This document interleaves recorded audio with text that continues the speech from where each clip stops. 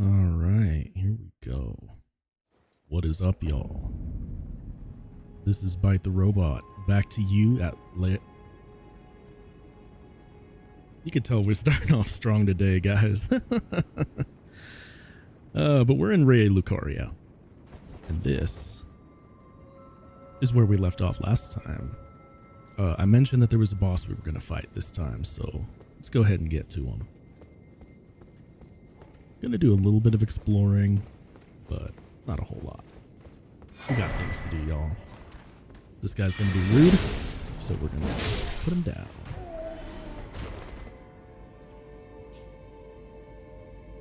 Now then, I did get myself some crispy new internet. I'm really hoping that this looks good for y'all because, my God, this is a process and a half to set up. But that's all right. We good. We good.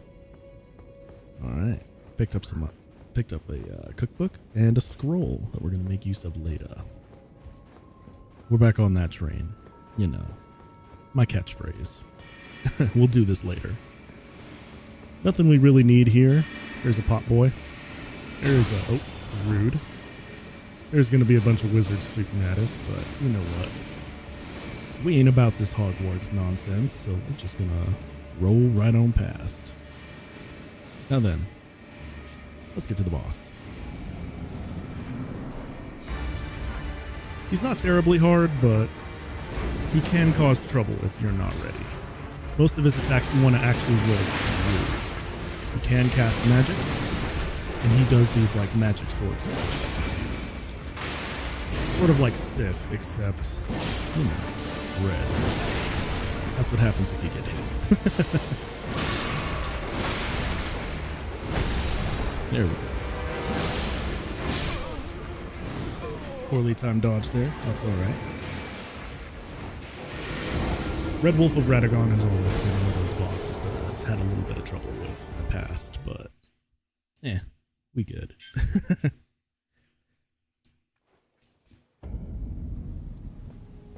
So on our way back there, we deal with the rude guy. Alright. Nah, but seriously, how y'all doing? We chilling in here, right? Yeah. As you notice, I haven't really ground off camera. That's because, I forgot. I'm gonna just be real with y'all, I forgot. I said I was gonna grind for some armor. Maybe I'll do it on stream, who knows? Alright, Red Wolf again, let's go. Now, I like using jumping attacks against him and my weapon art because it builds up stagger and it boosts my attack power a little bit. Now's a good opportunity to heal. He's going to shoot magic, jump. And that's what it looks like when you get stance broke. You do not want that situation.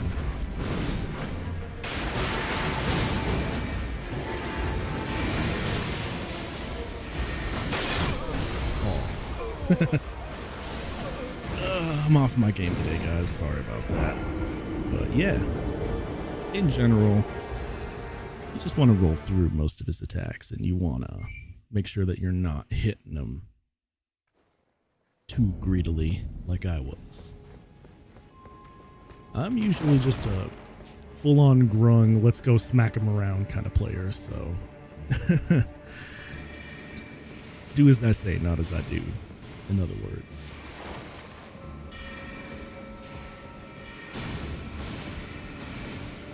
Now, if you are having trouble, you could always have the option of spirit summons. That's a bit rude, man. I'm just too stubborn, I don't know. I showcased spirit summoning earlier, but not this time. Ow. Red Wolf is going to be giving me some trouble today, guys.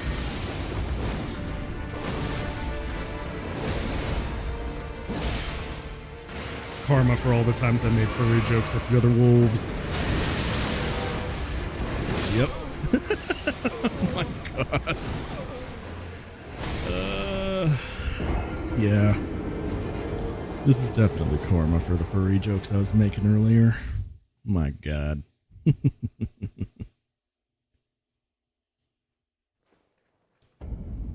I also apologize if you can hear some stuff in the background because I'm trying to do my laundry. You guys don't think I wear the same jacket and tie and all that, right? I mean, they all look the same, but I promise you, they're all different. Alright. If we don't get this one, then I just say spirit summon. It's fine. And we experience rudeness again. But off we go. Ooh.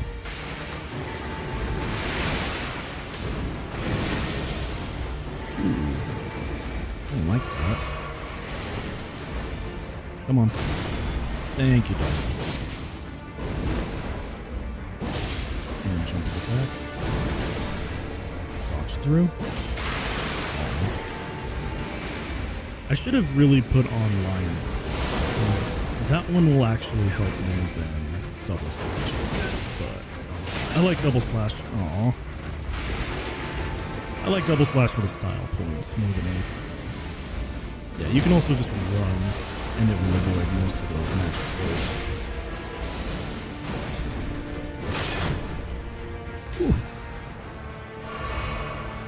Alright, dog, come on. Bring it. Bring it.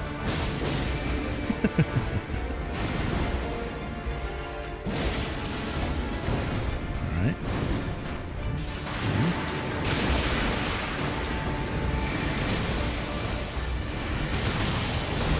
Ooh, but we win. Now I wanted to beat him because we get a memory stone off him. That's mostly my motive for that. Because we're going to also talk to someone more important this time around. So, let's go ahead and rest up here. And actually, before we go meet this other person, we got to make a quick detour. You know, as is the case in this playthrough, is detours on detours on detours. So, we're going to run up this way. And what we're going to find is a bunch of little nobles, some rude wizards, and another rude wizard in here. Hey, you. Stop that. Alright. Now, we needed this whetstone to make magic weapons, but more importantly, it'll let you make frost weapons, and frost weapons are what we're going to use for this playthrough. Why? Because frost looks cool, and I want to. No other reason than that. No other reason at all. Okay. So now what we're going to do is make our double slash a cold weapon. Now every time we hit something, it's going to build up frostbite. This is good for us because it'll shave off a bunch of health from an enemy. And it will also deal a little bit of magic damage. As well as reducing some defenses, I think. I think that's what frost does. You can correct me later, though. Right, so we're going to go back to Aguil Lake. Specifically, we're going to go pay a visit to a friend that's in the Waypoint Ruins. This friend is going to be giving us magic. And become important later. Because Blythe. However, gotta get there first.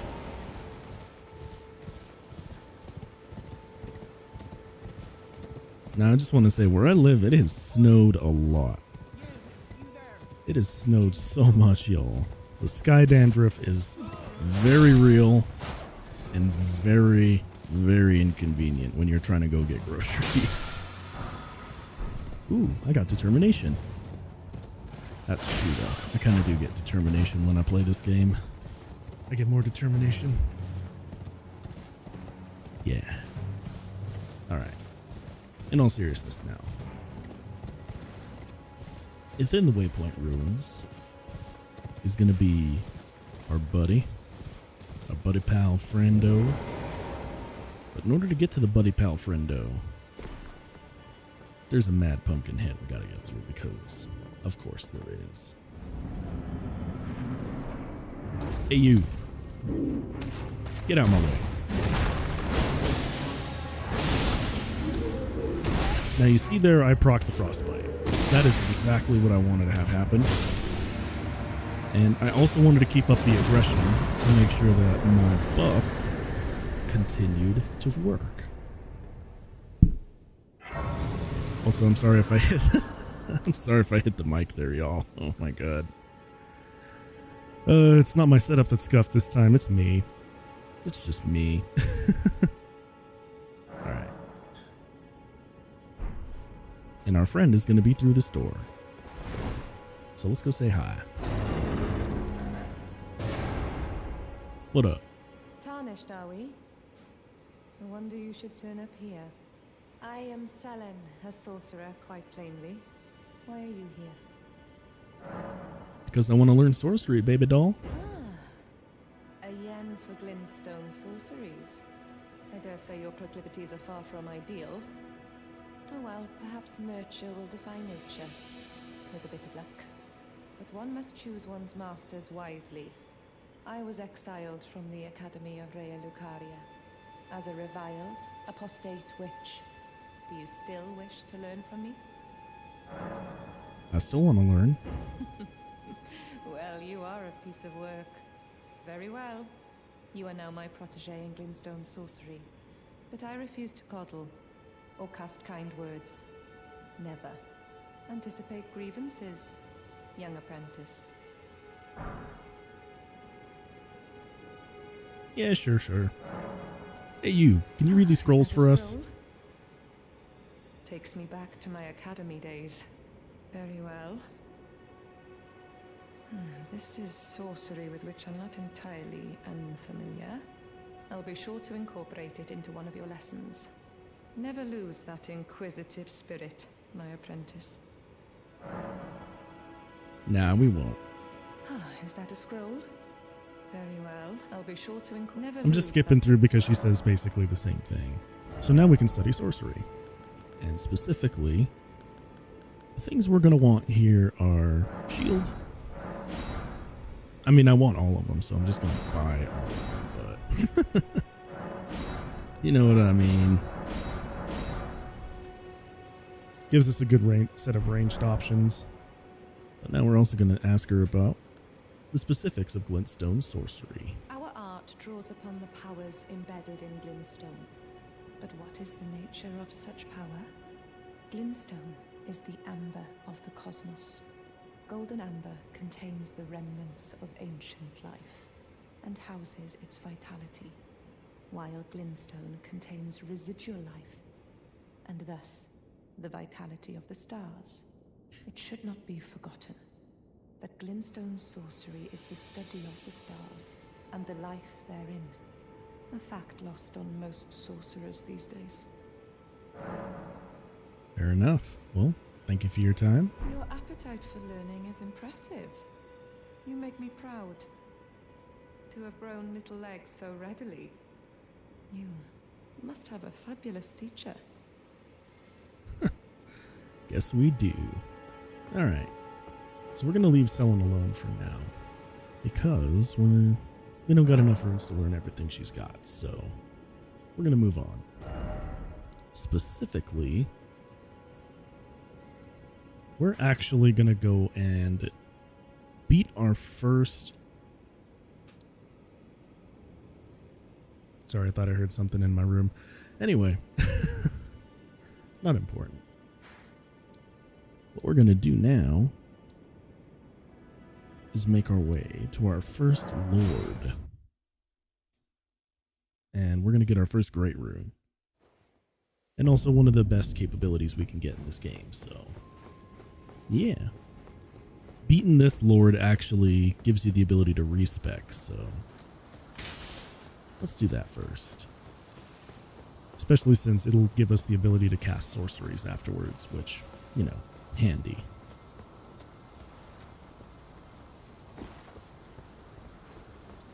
Now this is a little bit of a joke, but yeah.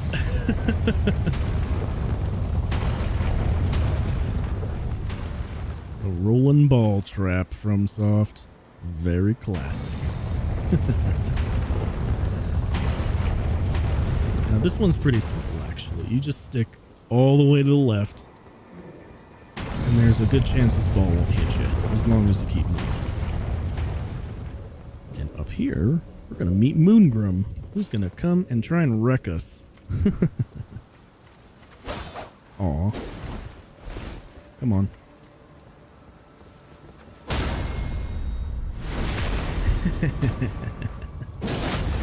Yep. Like I said, I'm gonna try and parry as often as I can. Like that.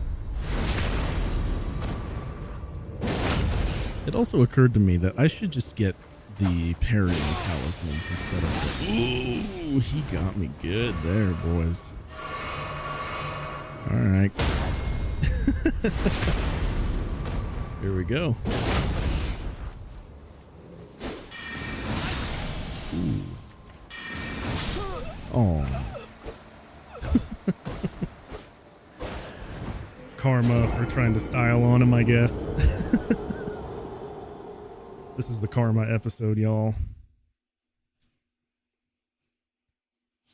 But we're going to style on him anyway because it's more fun that way. Yeah. I'm also trying to pick up more on the parrying timing, so outside of here, I've been watching a bunch of videos from people much, much better at this game than me to really learn that parry timing.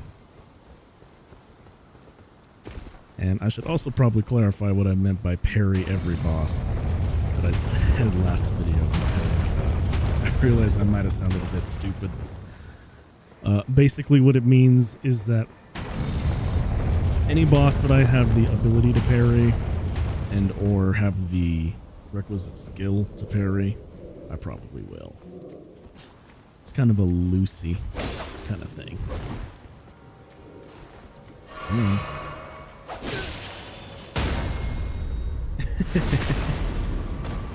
Sorry, it's very satisfying to get that parry.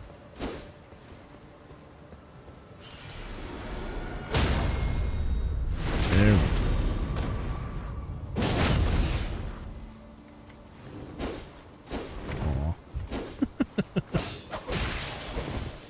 go. Yep, that's karma for trying to style on him.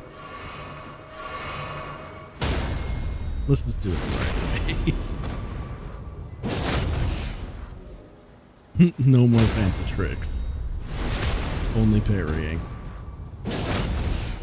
There we go. That's how you're supposed to do it.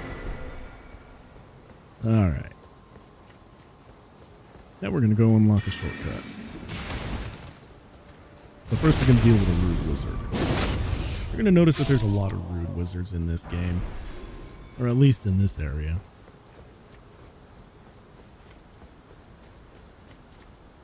God, I love the ambience of Rea Lucaria. Sorry.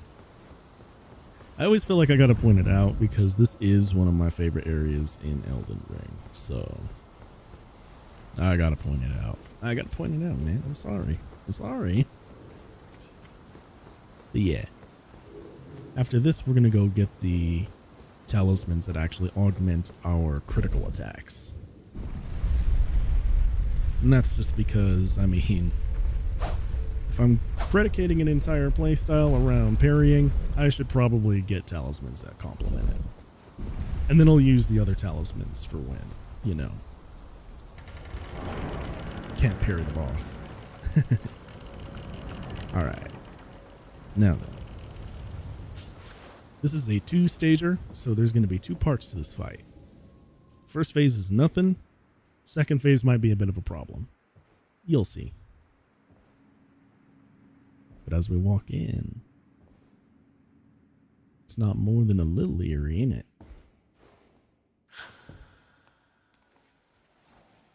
Hey, what did you just do to my shoe?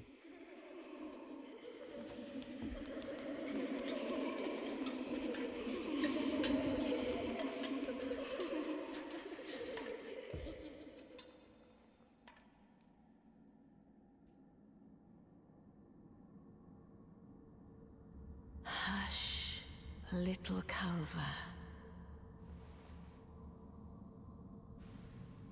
I'll soon birth thee anew, a sweeting, fresh and pure.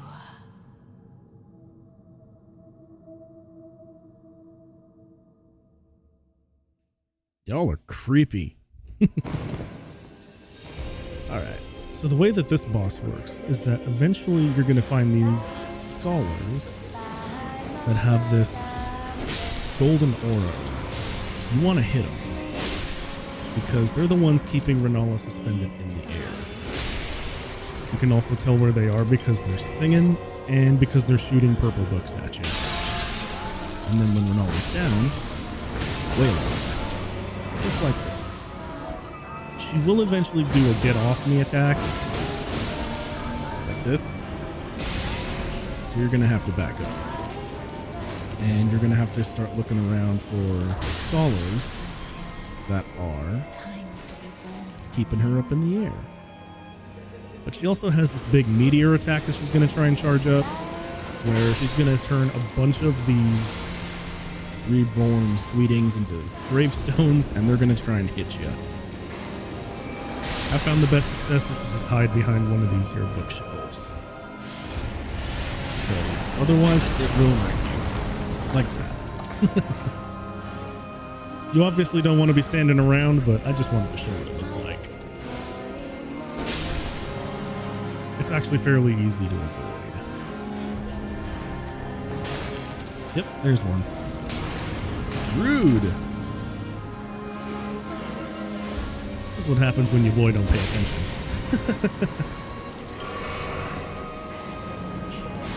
There it comes. And we win. But, like I said, there's a second phase.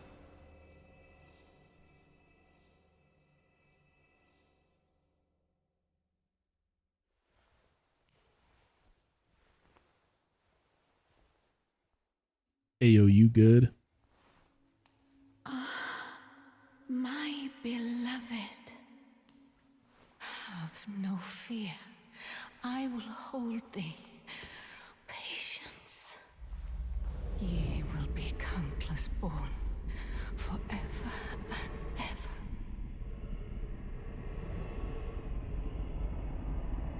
ever. Uh-oh.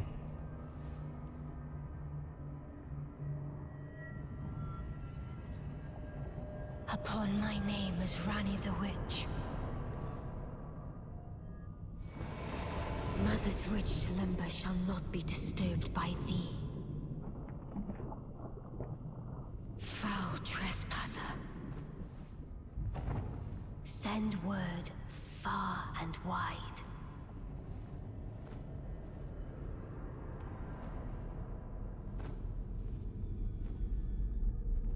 Of the last queen of Caria, Renala of the full moon.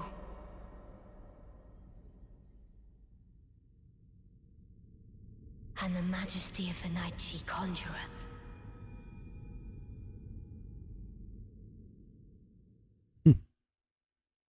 Alright.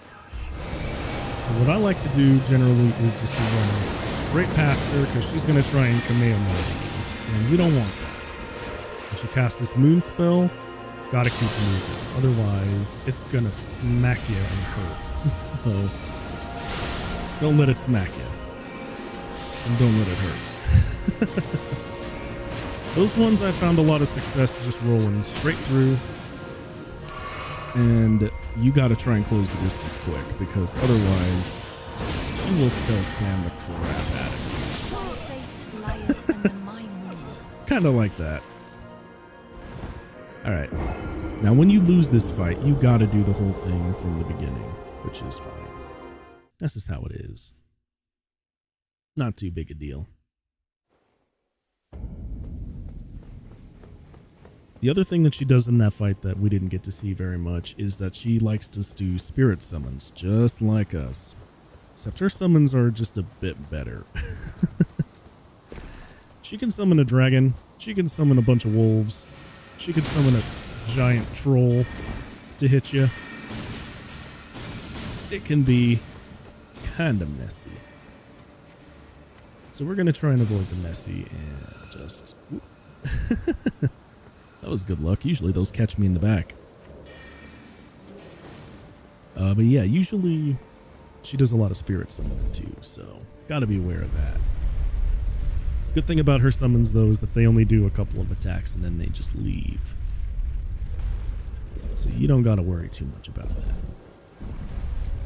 Let's give it another go.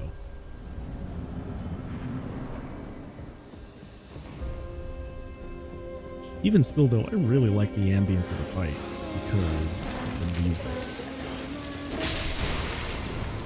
It's very haunting and creepy.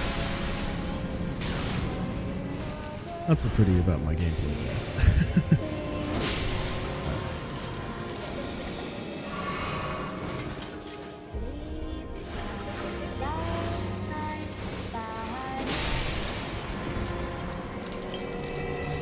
Okay.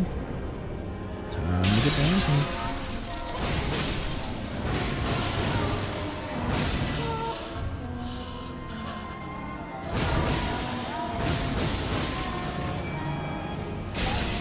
I got a little overconfident there, but you know, why not? Let's make it fun.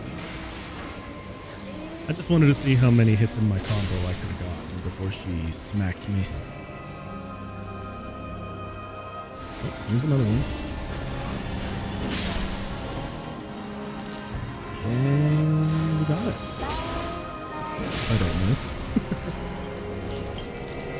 Hey, you, get down here.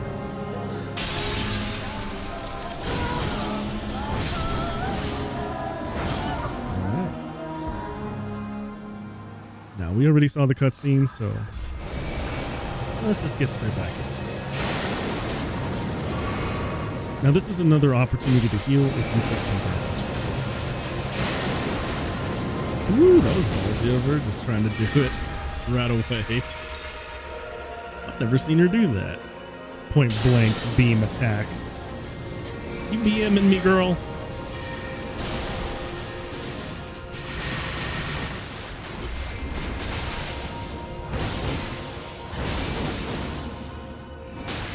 Ooh.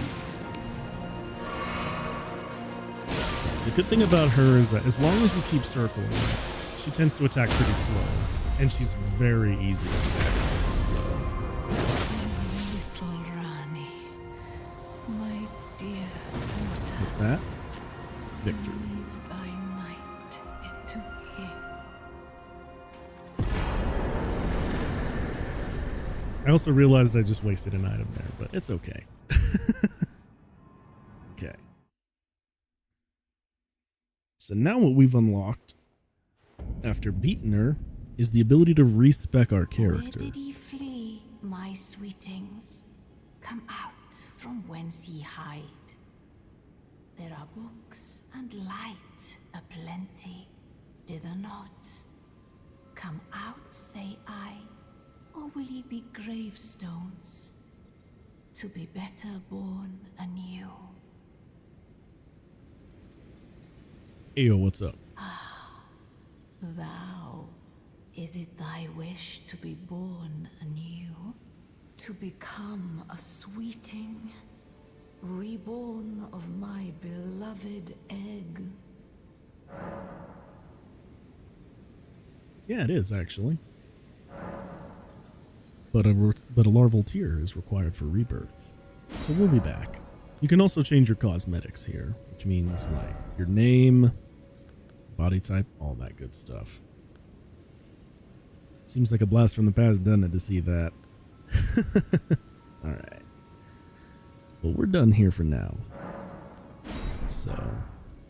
Be not alarmed. I would birth thee as a sweeting, fair and fine. you will, in time. For right now, we're gonna go pursue a couple other things first, because I think it's a good idea for us to actually go get some of, nope, not that. My God. Because actually, I think it's a good idea for us to go and get some talismans that will better complement our build. So, this is going to require us to go back to Limgrave. And also, here in Rhea Lucaria. Because we're going to get the Black Knife Assassin Dagger Talismans. These will make our critical attacks heal us and also recover a bit of FP. So we won't have to use as many flasks. And yeah, they just think they're useful. Alright. So the first one I think is in here. This is going to be the first actual catacomb that we complete. These are scattered across the map as our caves. The general idea is that you hit a lever somewhere in here and it opens up a door leading to the boss. So that's the door to the boss. We gotta open it. And somewhere in here is the lever for that. We could have gotten an Uchigatana in here, but I'm not really interested in it.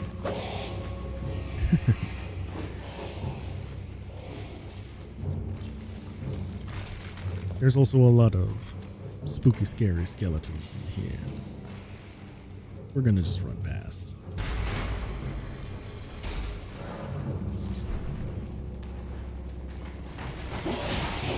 Alright. We're gonna get attacked by skeletons. That is okay. If you really want, you can use a quit out tactic here. I don't want to. I'm too lazy. You ever go look outside and see the snow and just think about, oh man, I just want some tea and I want some soup. That's what I'm thinking right now. Don't worry. I'm not gonna start like belly aching about the lack of food this time. This is a Black Knife Assassin.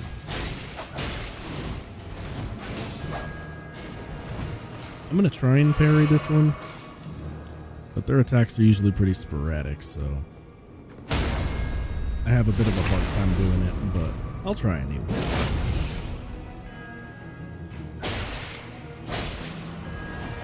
Ooh. Ooh. Yeah, that's what I meant by sporadic. Alright, come on. I know, I scare you. Come on.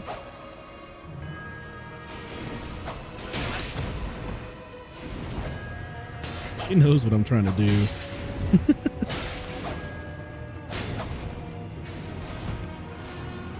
Oh yeah, I should probably clarify. Black Knife Assassins are all female. That's what it says in the lore, so yeah. And with that, we get the Assassin's Crimson Dagger. This will heal us every time we actually land a critical attack, so let's use that instead, since we're parrying more than we're actually swimming. This death route will come into play later. But for right now, we go back to the entrance, and just like with caves, you can now fast travel in and out anytime you want. Not that we're coming back here, but you know.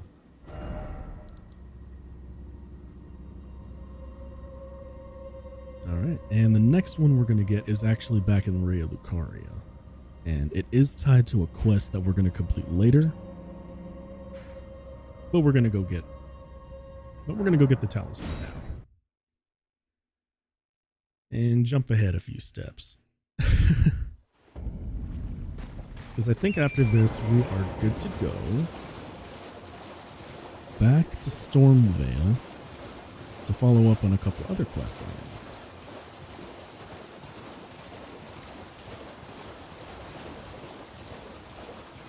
I also just want to say, as we're traveling through here, that every time I see snow, I just want to drink sake. I don't know why. It just feels poetic that way, you know what I mean? Like, you're sitting out on the porch, you're watching the snowfall, you got yourself hot Atsukan. I mean, that was kind of redundant, but you know what I mean. you have an Otsukan on hand and you just sipping that good rice wine, watching the snowfall. It's really relaxing. I ought to do that at some point, huh?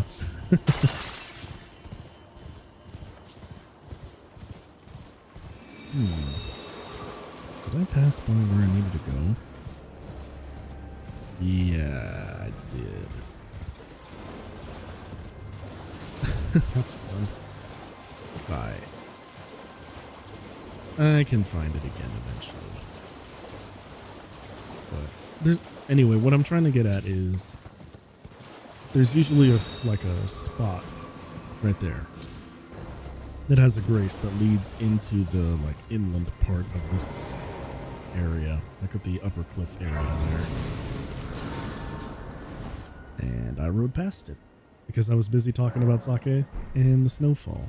You know, robot things.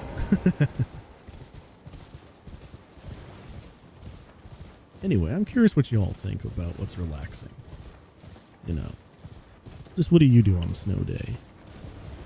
Sometimes I also think that having a good nice soup is good for a cold day like this. Matter of fact, I might actually get myself some cup ramen. Some cup ramen soon, but I don't know. These are fire monks. Fire monks are interesting. We'll get to them when we get to them, and I took the turn too early, so yeah. Our goal is over there, but if you turn a bit too early, then you end up facing a golem that's guarding a well, and we don't need that well. Actually, I don't think I've ever used that well. I'll get back to y'all on that one, but maybe we'll just do some things that I never would do on a regular playthrough. How about that? If I'm closing my eyes a lot, it's probably because that my eye actuators are acting up. You know, commercial robot problem and all that. Yeah. To get to this place, I like to stick along the edge here of the cliff face. And you're going to want to be careful because there are some very rude dudes who know how to snipe real good.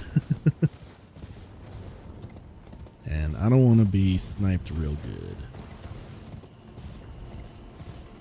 The other thing we got to contend with is a giant bear that's going to come and ruin our day soon. And I mean like that guy. Yeah. Later, bear. You have a nice day. Don't come eat me.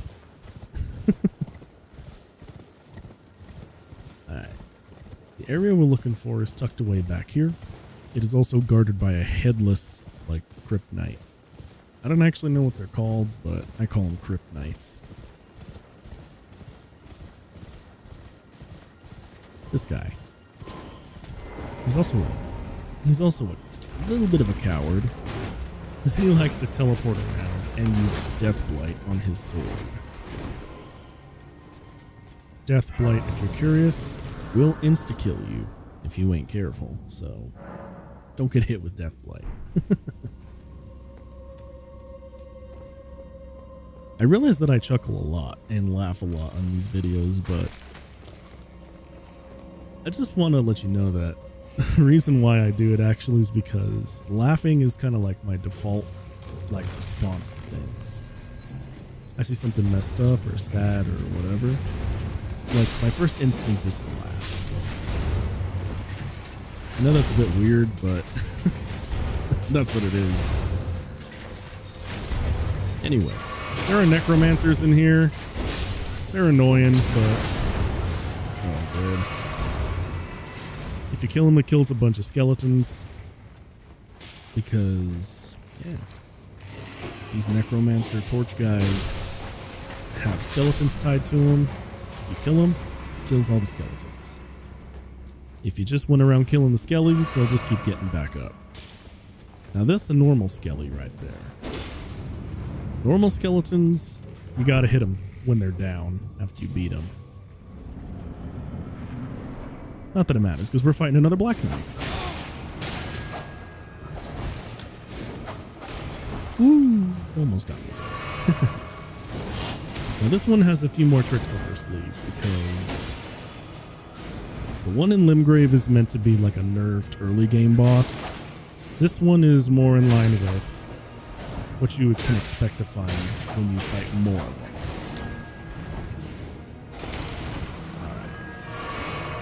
Got a little bit sloppy and cocky there, but it's alright. She also has a pretty devastating grab attack, so let's not get hit. That's my talisman in action, where if I land a critical hit, it will heal me.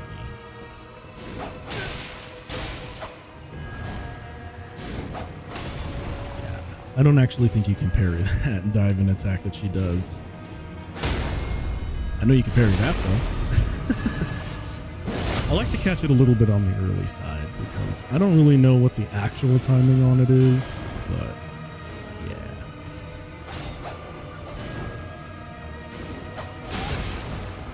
Ooh. That was painful. You'd think after fighting 2 of these I'd get good at this, but nah. And I'm out of heals, so chances are I'm gonna die, but that's alright. You can also see that backstabs will also heal you.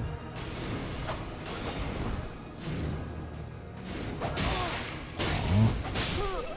Yeah, that's all she wrote. That's alright though. Gotta stretch. I really ought to stretch more. Okay.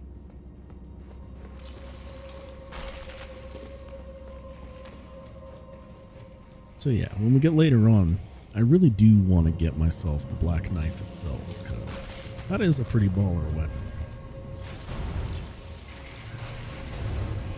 And it's pretty nice to use in the offhand. I'm not really going to kill the necromancers this time because it's I don't need to.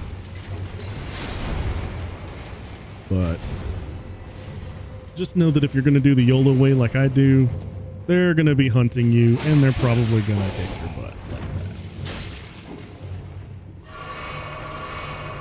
that. And not only that, but skeletons are very persistent, so we got to keep moving.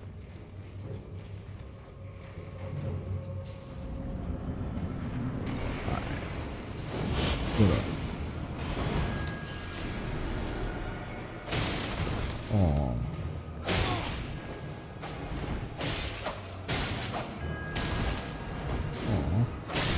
Aww. Aww. She wasn't having none of my nonsense, wasn't she? Alright.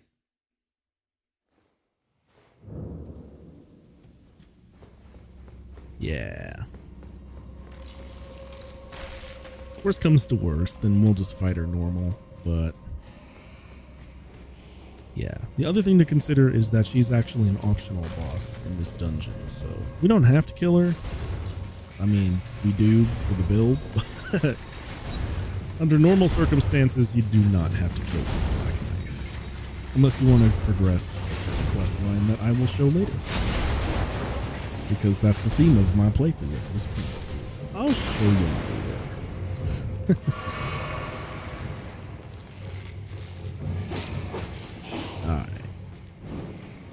Alright, I get it. Y'all are excited to see me. Don't get too excited now, skeletons. I'm just passing through.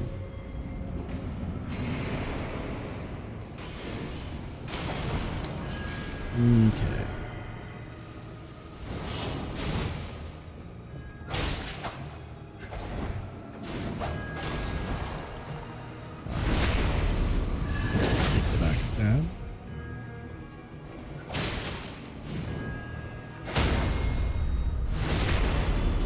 parry.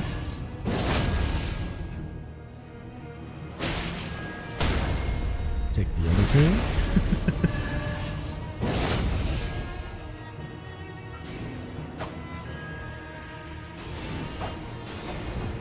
Well, that was dangerous.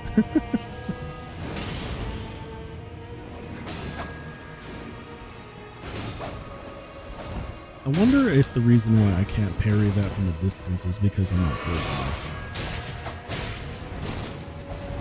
I'll have to test it later when we run into more of these.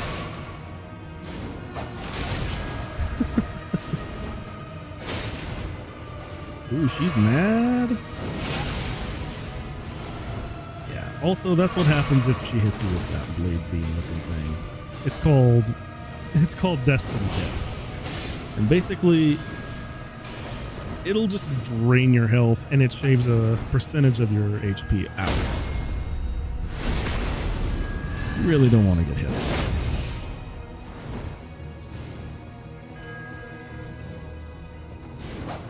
Alright, I get it. You're mad. You mad. It was actually better for me to heal there, even if I got hit again, because otherwise I would have not survived. Alright, come on. Oh.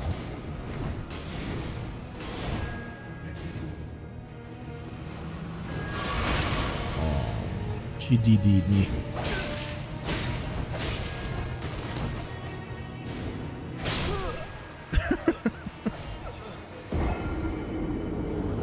Yeah, sometimes it's just how it goes.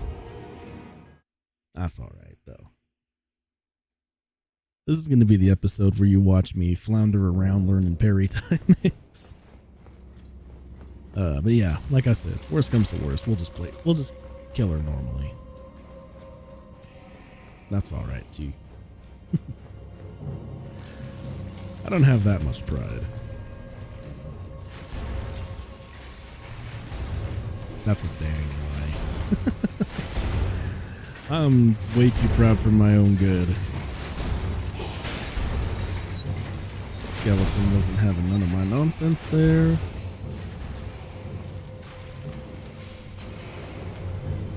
I also like to try and dodge and weave through here because of all of the archery happening and all of the firebomb throwing. Just dodge and weave, just dodge and weave. If you can dodge a wrench, you can dodge a ball. Any of y'all see Dodgeball?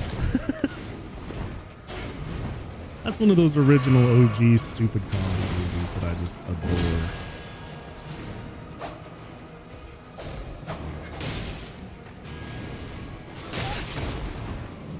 I still like how they also have that like Cobra Kai gym.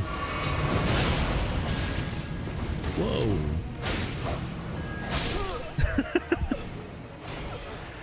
Alright. I see you. Okay, fair enough. And that's what happens when you get cocky, y'all. You get destined death, and you get cut down. Yeah, I really miss the days of like old stupid comedy movies. Those old comedy movies would always have like the weirdest stuff in them too. Like Ben Stiller. I think Ben Stiller just in general is kind of a anomaly in terms of comedy. I never really found him that funny, but for some reason every movie he's in is funny. I can't really explain why. Alright.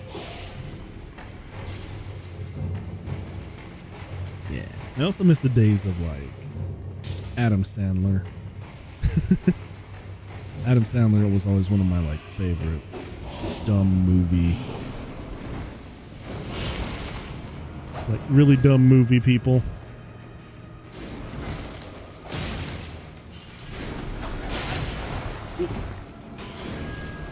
Ooh, she tried to trap me in the corner there. That was a bit scary.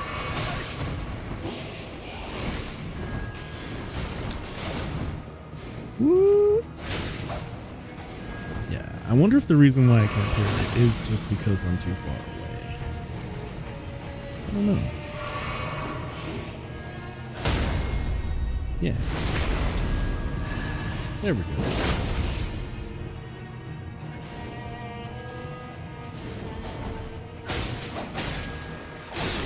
Aw.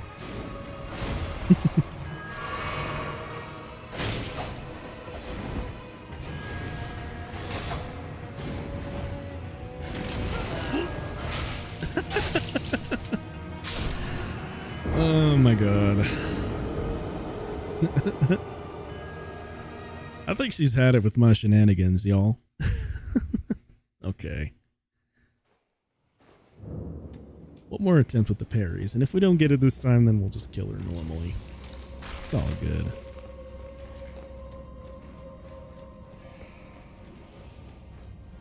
But yeah, I sort of do miss the days of like old-fashioned stupid comedy movies. Good times, y'all. I should go back and rewatch Scary Movie, the Scary Movie series, because I'm not sure if y'all have ever seen those, and I don't know if they've aged that well, but they are very funny movies.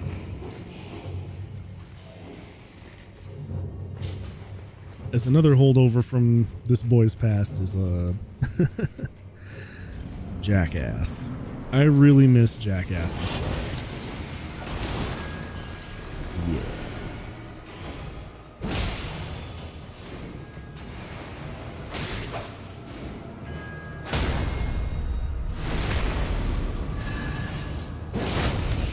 Sorry, I had to sort of stretch my back a little.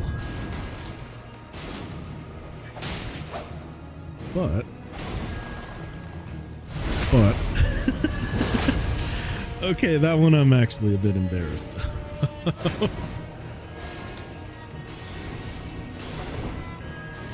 My favorite Jackass bit actually was the one with the giant hand. You know,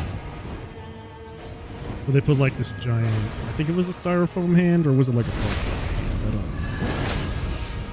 But they put this big old hand in the doorway, and every time someone would come through, they would like spring the hand, and it would just smack them real hard.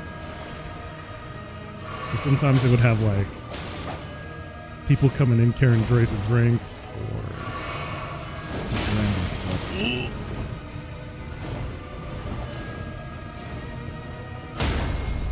There we go.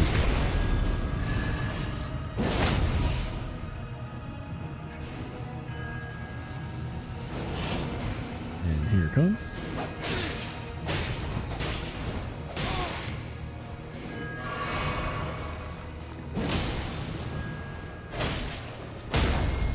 There we go. There we go.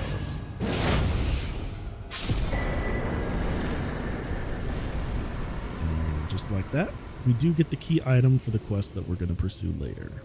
And you'll notice we can't actually freely teleport out of here anymore. Reason for this is because we actually have not killed the real area boss. We just killed the sub boss. So we got to leave the old-fashioned way.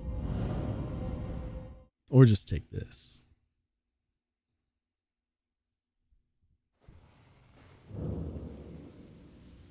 All right. Our next objective is to go back to Castle Stormvale. Actually,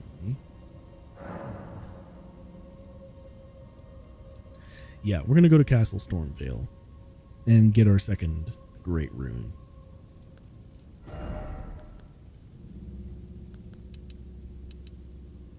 Just gonna dump a bit more into vigor just for now. We're gonna respec later when we actually get the equipment of our build, but you know, not till later.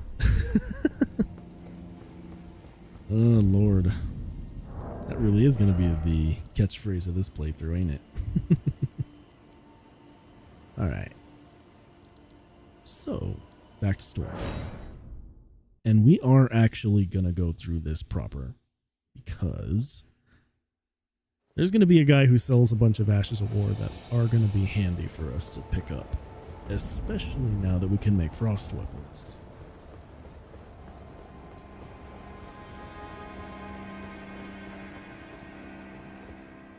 I also just like how foreboding Castle Stormvale looks.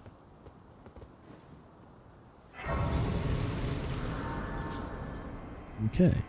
Now, one thing that I like to do is we're going to talk to a guy in here and we're going to tell him the stupid option. But we're not actually going to take the stupid option. We just want him to open this gate up. I don't actually know if there's a way to open it from the other side without doing the stupid option. So if there is, just let me know in the comments. Come over here, would you? Yeah, sure. What's up? You're tarnished, aren't you? What gave it away? I would advise against taking the main gate into the castle. It's tightly guarded by hardened old hands. Oh, try the opening right here. The guards don't know about it. You'll breach the castle undetected. Nah, dude, I'll use the main gate. Fair enough. Well, if you're mad, of course, I'd advise against. Okay, so now we're going to go back out here. The gates! Open the gates! Now, like I said, we're not actually going to go through here because they'll just wreck us immediately. We are actually going to go through the back way. But I wanted him to open up the gates because it'll be handy for later. Especially when we actually go get the Great Ring that we're going to get from Godric. There's going to be a rude eagle that's going to ruin our day before I can rest. That always happens. But it's okay. Because we got the grace. That's all that matters at the end of the day. Yeah, Castle Stormvale is an example of what is called in this game a legacy dungeon. And I don't know if I've explained this already, so I'll just do it again for the sake of completeness. My God. Completeness. There we go.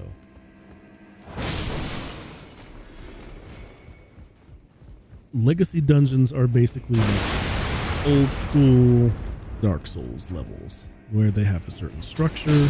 They've got braces and or bonfires, whatever you want to call them, scattered around in strategic places for you to pick up.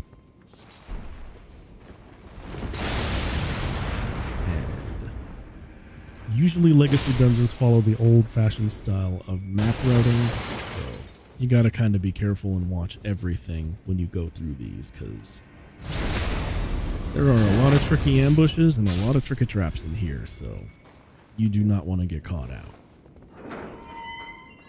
Speaking of traps, we get locked into one.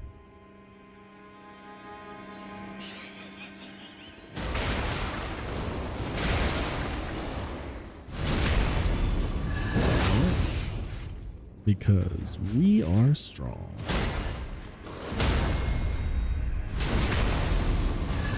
That was actually the most stylish parry I've ever pulled off. You're gonna have to forgive me, y'all. I'm kind of proud of that. I was proud of that parry. I wasn't expecting it to work. Alright. Well then, moving on. Yeah, you need to get the key from there because we're gonna need it for this door. And then from here, I'm still in a dream. Snake eater. I don't think any of y'all are. I don't know if anyone's gonna get that joke, but I don't know. Maybe I'm giving everybody too little credit. But there used to be a thing in Metal Gear So you were climbing up a big old ladder, and all of a sudden you just heard someone start to sing a song called Snake Eater. Alright. There's going to be a night. We don't care. Have a good day, sir.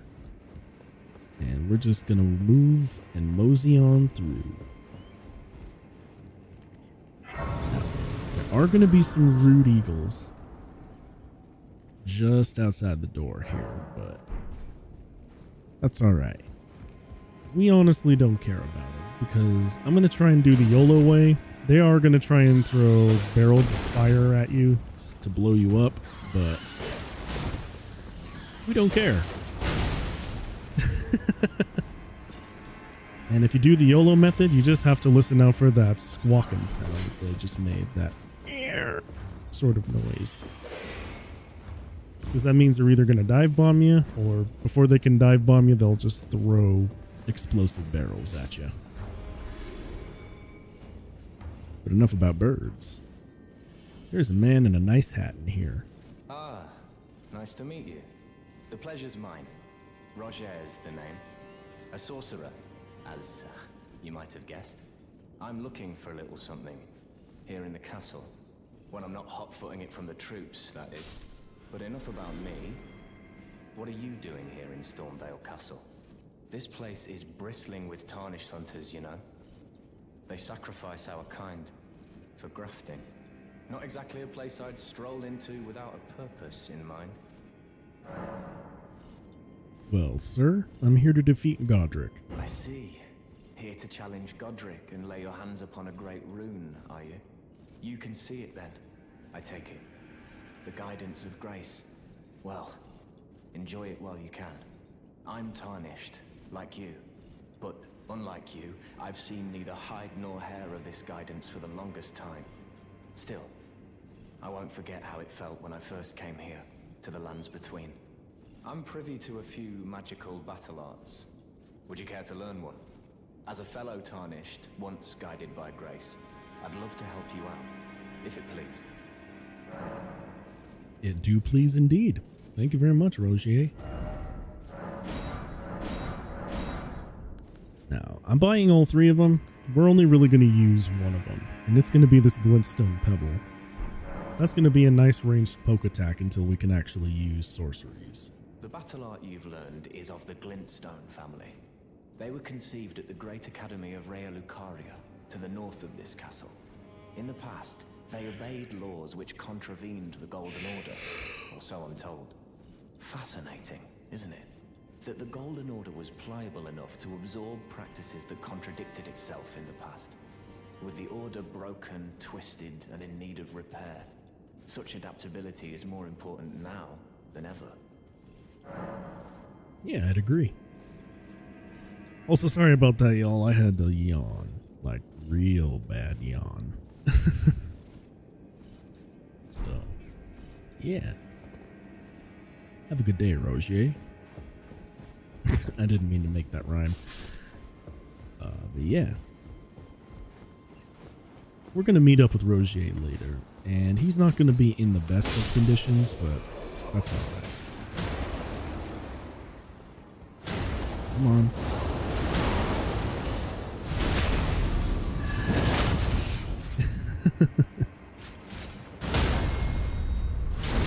I still think it's real satisfying to get him with that backstab and that parry. Yeah, and like I said, when I remember to do it, I'll actually grind off screen for that armor because it looks baller. And we want to look baller on this channel. Yes, we do. Alright. Be wary of ambush. There's a dude here.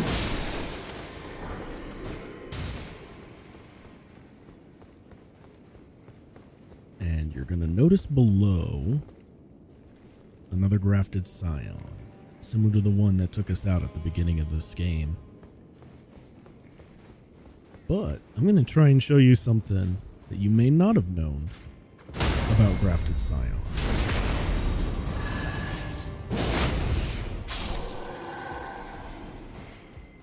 And and that is you can parry him. I know that sounds kind of ridiculous, but yeah, you can actually parry those things. It doesn't look like you should be able to, but you are absolutely right.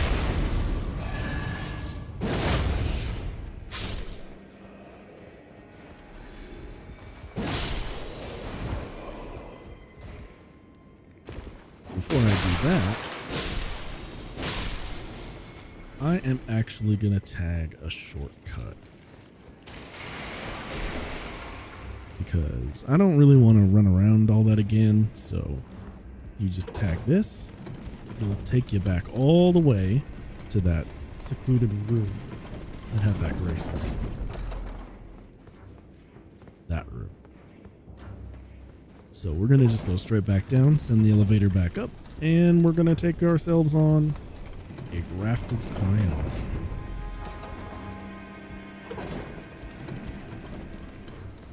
All right, here we go.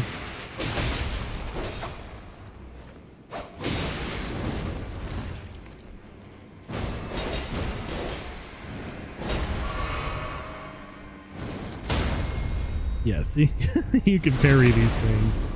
I'm not really sure why you can parry them, but I think it's cool.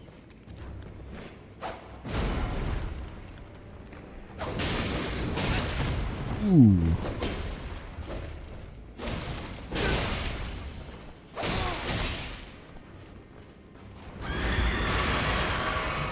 You should also try and not be cocky like me.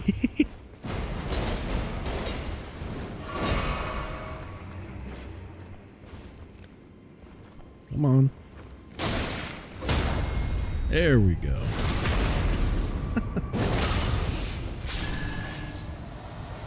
That's the other cool thing about this particular strategy we're adopting, is that if you can proc frostbite on these things, which, you know, is not the most intuitive thing to do, but if you do, it can actually cause a lot of damage. Alright. But enough about that. Hey, you. Get up. Ow.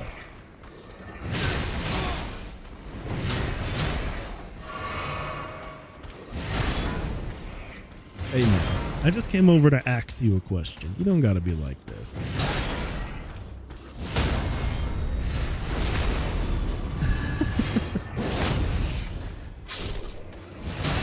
Ow.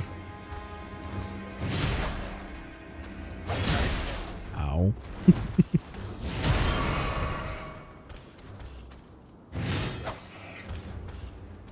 And this is where I embarrass myself.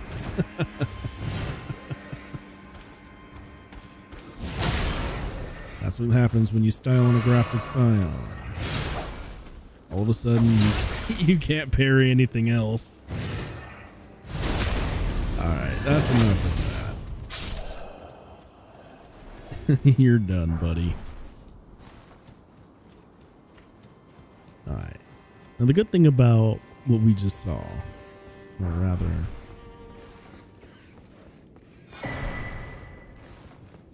what we just did with Rogier, actually, is that later on we're going to run into him again, but not in a way you expect. You'll see. But first,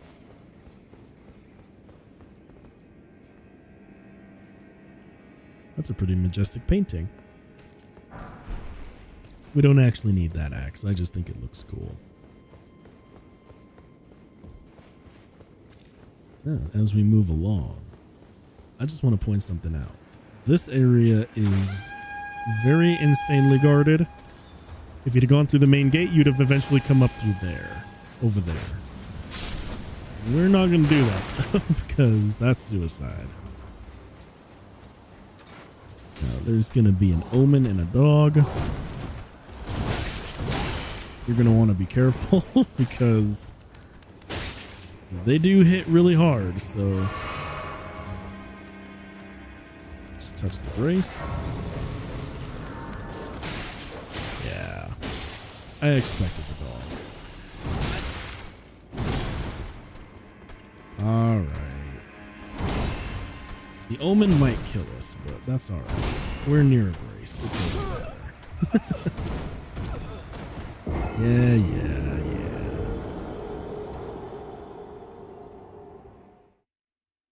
Yeah, it doesn't matter at all because we're just right there. Okay. So the next thing we're going to go do is go see Rogier again. But like I said, we're not going to see him in the way that you think. So if you're clever, you can actually drop down here. You will survive. Take the plunge, you won't die. Only a few Dark Souls vets might get that one.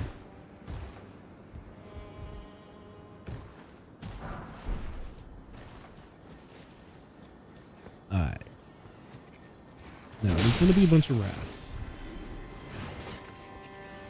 And then hidden over there is another even bigger rat.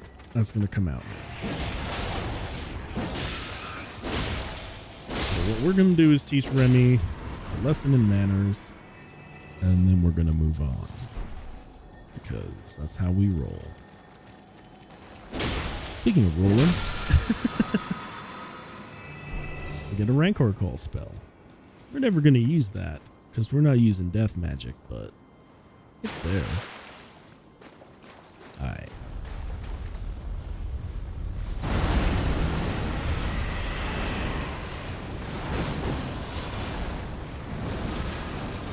Alright, so now this is called an ulcerated tree spirit. They are a kind of mini boss that can appear from time to time. They have a very erratic attack pattern, and they can be very annoying. So, just be careful if you run into them. They can also explode.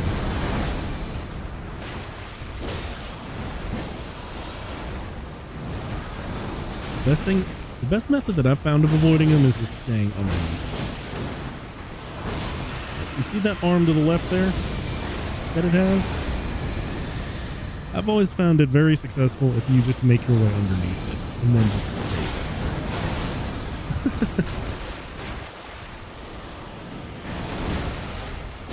And just like that, we take it down. Usually they give you golden seeds too, so it is worth trying to take them out. Alright, more throwing daggers, always good. More stone sword key. Now, this is a little bit of From Software being like overly cryptic. I think for like, I don't know what reason. But the way that you're supposed to advance Rogier's quest is by touching this bloodstain, which will show you this.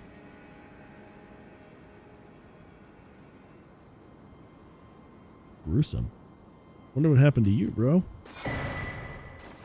You also get a talisman called the Prince of Death's Pustule.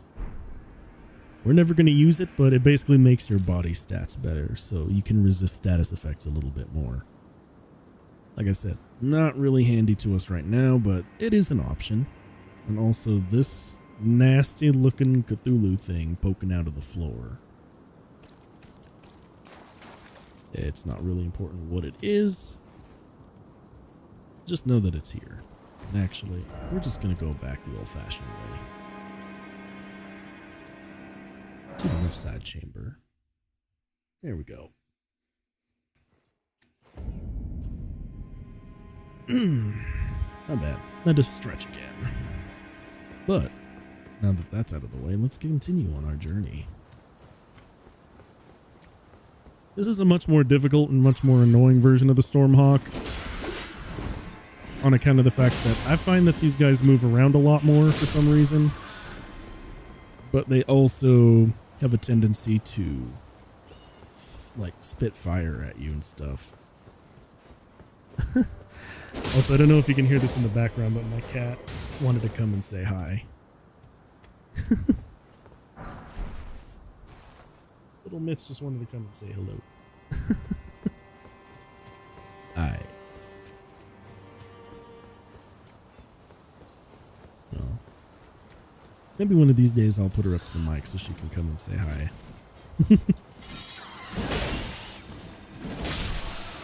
She's really cute.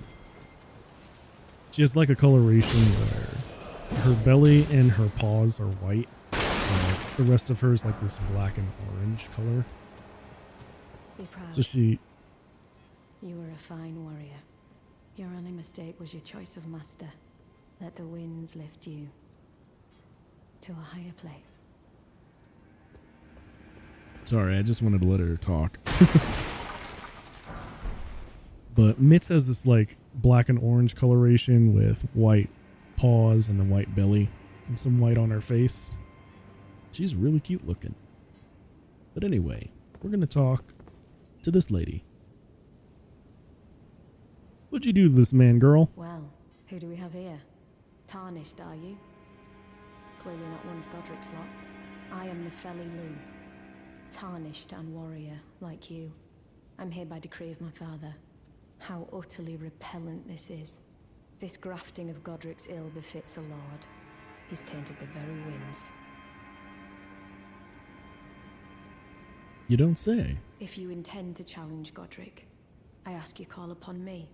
The winds run foul with his deeds. I'm certain father would permit me aid the fight. Yeah, okay, I'll call on you. Apologies, but I've idled long enough. As fellow Tarnished, we must each follow our own guidance, down whatever road takes us to the throne of Elden Lord. Well, alrighty. You take care then. I may or may not actually summon her for the upcoming fight, but we'll see. There's a golden seed right there. There's also a giant and 2 regular soldiers. We don't care about them. We're just going to run right on through. They will try and hit you in the back as you go, but I find they never actually get me. I do know that the soldiers sometimes get in this room, but again, I'm not too worried. Alright, so we're going to go fight our second lord already. Dang, time flies, doesn't it? Alright, so we're going to call in Nepheli Lu, because this boss you cannot actually parry to my knowledge. But we're just going to honor her request because she asked. And because we're chill. So let's go. I know I could also summon Latenna, but I won't. But now a cutscene. Mighty dragon, thou art a true-born heir. Lend me thy strength, O kindred. Deliver me unto greater heights. Well,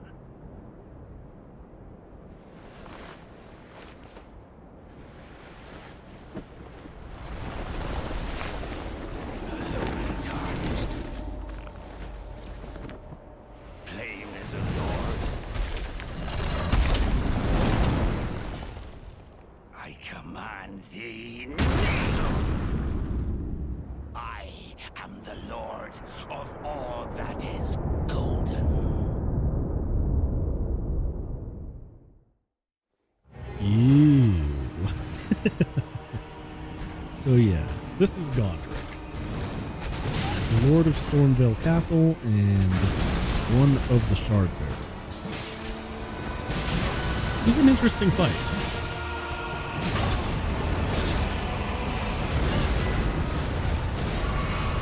Solo, he's actually not too bad, but you know, I like to roleplay.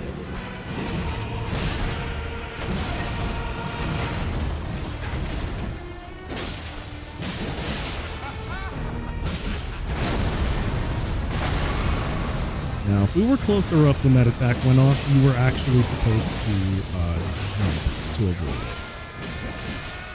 You also don't want to stand here when he does that, because it will do a little bit of chip damage to you.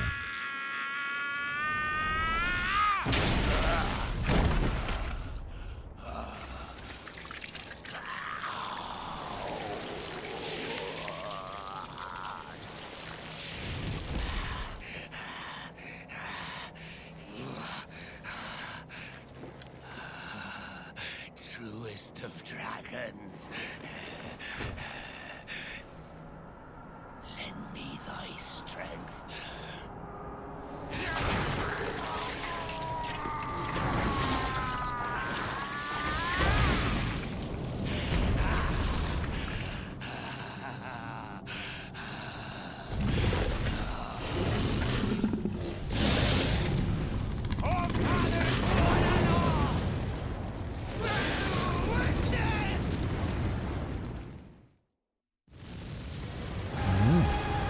Now the best way to get around this is to just run straight into it and to the dragon heads. And then from there you can continue your attack against the Lord of all that is good. Just be careful because he can still win you with a few attacks.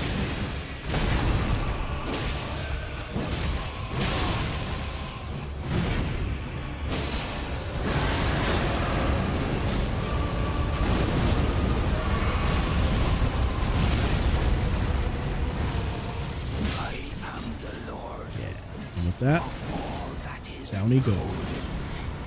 And one day, we'll return together to our home, bathed in rays of gold.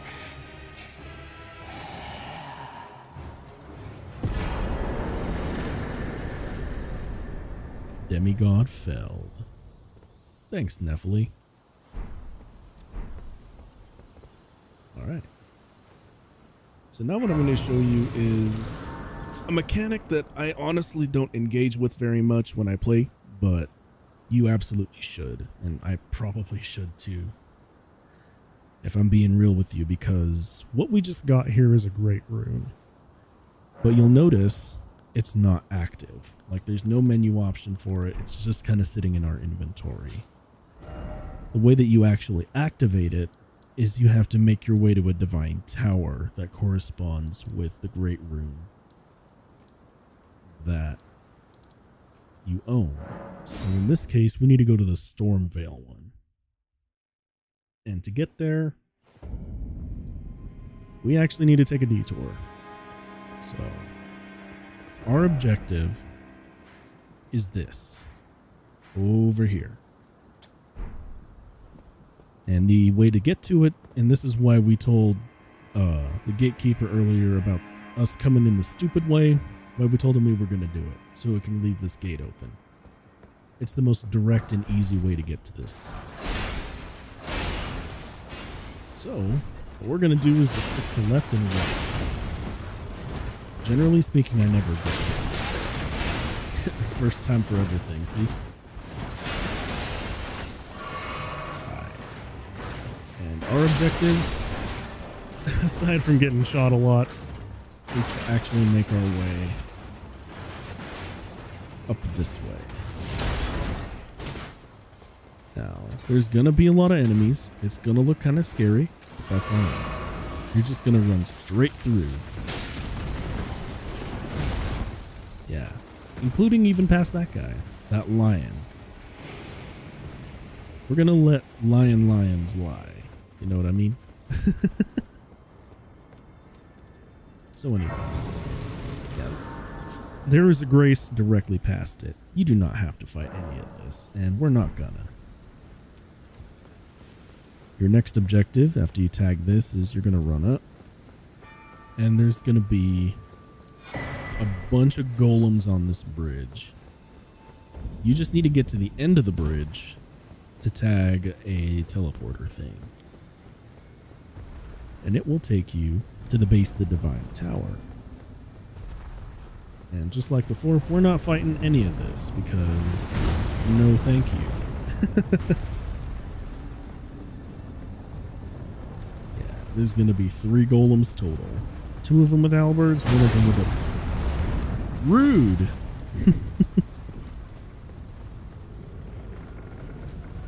One of them with a halberd, or 2 of them with a halberd, 1 of them with a bow. Wow, he never hits me. I'm not gonna lie, y'all. Usually when I come through here, this guy never hits me because I don't know. I just never get hit by him until now. Streamer luck, I guess. Alright.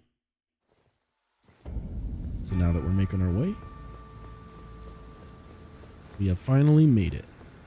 This is a divine tower.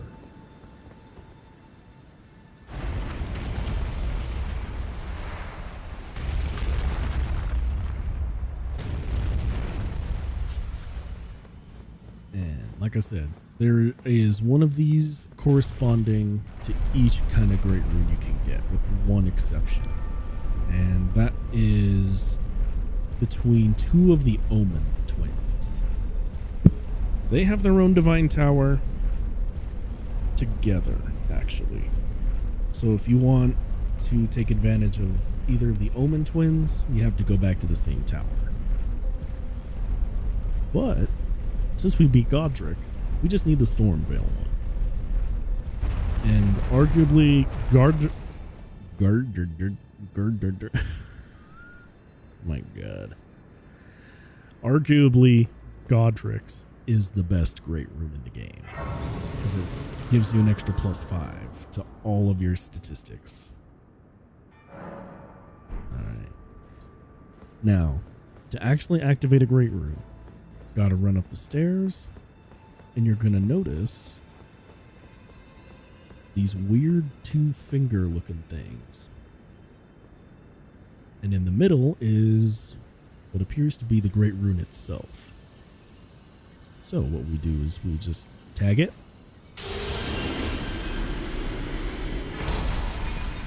And now we have access to a great rune. Now, these are, again, something admittedly I don't engage with very much because it's a little too out of the way when I play, but I felt like I should show it off because, you know, might be helpful to you. And honestly, I should be using it more often because if you look at our current statistics, this is what they are right now. Now, what I'm going to do is equip Godric's Great Rune and use a rune arc. Alright, so I've equipped the Great Rune, and you'll notice nothing's changed yet. But you can tell when a Great Rune is active because in the upper left corner of the screen, you'll see that that blank box that's been there the whole time, it now has a Great Rune in it. But you'll notice that nothing happened when we put it on. That's because it's not activated yet. You have to use rune arcs, which grants the blessing of an equipped Great Rune. So if we use it,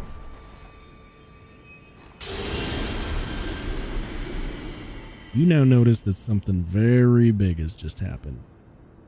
And if we go and look at our status again, it has boosted all of them by 5. Now, like I said, normally I don't engage with this system very much just because it's a little out of the way and it requires a lot of steps. But if you want to do it, that's awesome. And I mean, admittedly, if I'm stuck in a bind a little bit, then I'll use this, but I never need to. Alright. So now is the time where we're actually going to go to the Round Table Hold.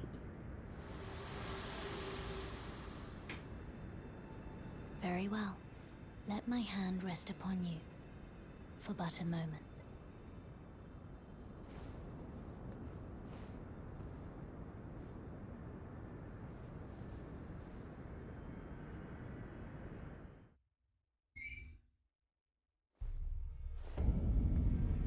And here we are at the Round Table Hold.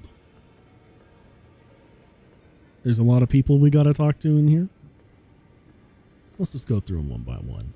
Oh, this is a rare occasion. I can't remember the last time a new Tarnished made their way to the Round Table. Very well. As your senior, I bid you welcome. It is safe here. You may let down your guard. Oh, really? Allow me a word of advice. As your senior, you are a mere visitor to the Round Table. Nothing more. A house guest. Yet to earn their keep. Remember your place, newcomer. Whatever, dude. There's nothing left to say. Be at your leisure.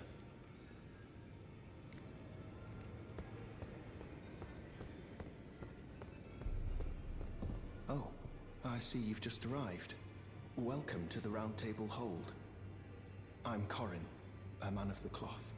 I teach incantations, the strength granted us by the Two Fingers, and explore the secrets of the Golden Order, so that one day, if a tarnished of the Round Table Hold should become Elden Lord, I might counsel them, ensuring order regains its proper form, righting rule over men. By the way, do you still see it? The guidance of grace. Yeah, I still see it. You do? Wonderful news. Most tarnished are blind to it these days. You are something of a rare breed. Well, what do you say? Care to learn an incantation of the Two Fingers? So Brother Corin exists as a means to study incantations, which are sort of like the other magic system. You could think of the sorceries that we have as just like regular magic, and you can think of incantations as divine magic or some kind of like holy spells that you can get. It's pretty straightforward stuff, but not something that we're very interested in this playthrough, so we're just going to go ahead and dip. May the Golden Order shine through you. And then we have this guy with the weird armor. What up, dude? I don't believe we've met. I'm known as D. I hunt down those who live in death and weed their death root. Heed my warning. Those who live in death should be left well alone. All the more should you spy a mariner among their number. Unless you wish to lay down your life in vain. You mean this kind of death root? Well, well. With a prowess for weeding death root. How would you like to earn the strength of beasts? If you're inclined to hunt more of those who live in death and weed their death root, then I'll introduce you to Garank, the beast clergyman. I have a matter of my own to attend to, and the beast himself wishes for someone to take my place. What say you? Yeah, why not? I'll do that. Very well. Show me your map. I've marked the location for you, of a hidden gateway. It will lead you to Garank, the beast clergyman. Well, thank you very much, man. What is it? The map indicates where the gateway is hidden. It will lead you to Garank, the beast clergyman. Well, thank you very much, dude. Hey, I remember you. Ah, you again, is it? The recusants sent a lackey. Can you believe they invited me to join them? Now, after what they did? I can scarcely believe it myself. Did they think me a fool? You might be surprised to learn I took them up on the offer. And they only had to ask. The location of the recusant hideout. It's on Mount Gelmir, found off the old road that leads west from the town of Windmills. That's where they hide. The manor on the peak. Just you wait, wretched recusants. You'll rue the day you insulted my name by laying hands on Lanya. The tale of House Hoslo is told in blood, after all. Cocky little jerk, ain't ya? It's on Mount Gelmir. That's where they hide. Just you wait. The tale of House Hoslo. Yeah. So generally speaking, they repeat their lines if you keep asking. I'm not going to bore you by having them say the same stuff twice, but yeah. Oh, hey, it's Rogier. Ah, we meet again after all. I apologize for any offense given by my bearing, but I'm quite unable to move, you see. So, what do you need? Dang, dude.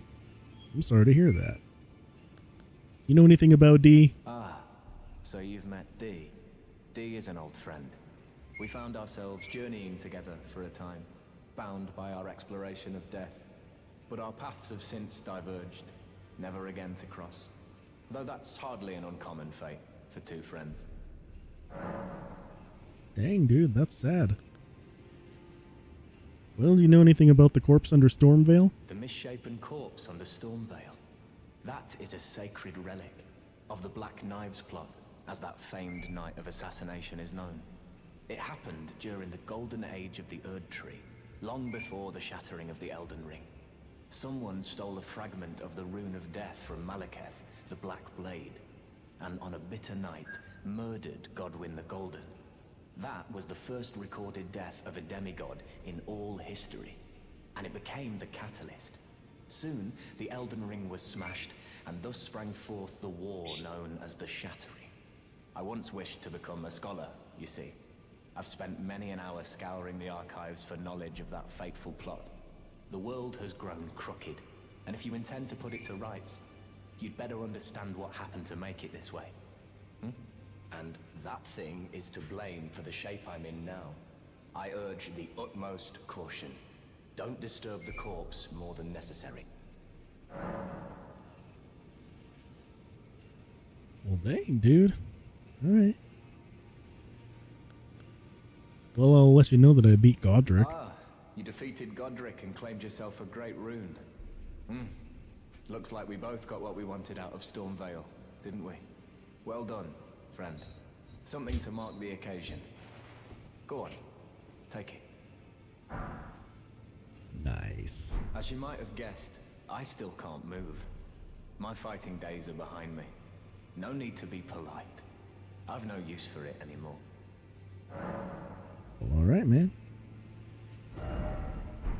We've already learned all the skills we could from good old Rogier, and we're not going to look at this option yet because we did some things a little bit early, but that's alright. So, instead we're just going to leave. We got more people to talk to.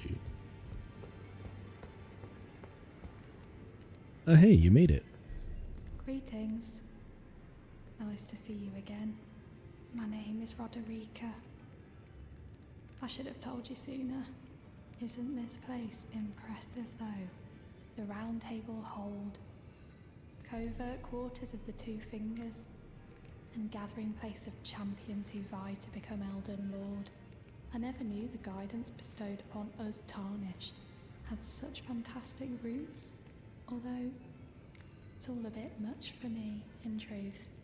I'm still looking for my own purpose. Hey, yo, nothing wrong with that. Better than where you were when we first met. It's all a bit much for me, and I'm still looking for my... Alright, so we're also going to go this way to have a chat with this guy.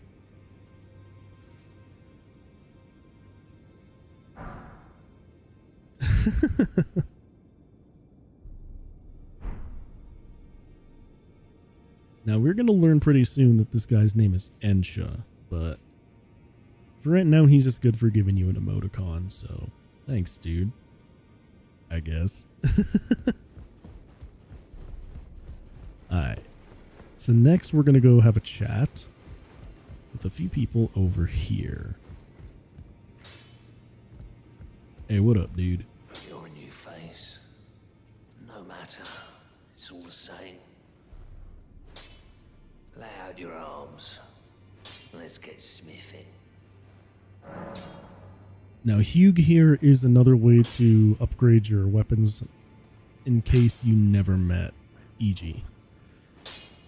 E.G. is one of the ways that I like to do it early on. But more than likely, you're going to come to the round table hold before you do any of the stuff you saw me do here in this playthrough. So, Hugh is going to be your blacksmith for now. And because of that, he can do as much upgrading as you want. For right now, though, we're just going to have a chat with him. What you know about Roderica? The girly boy here.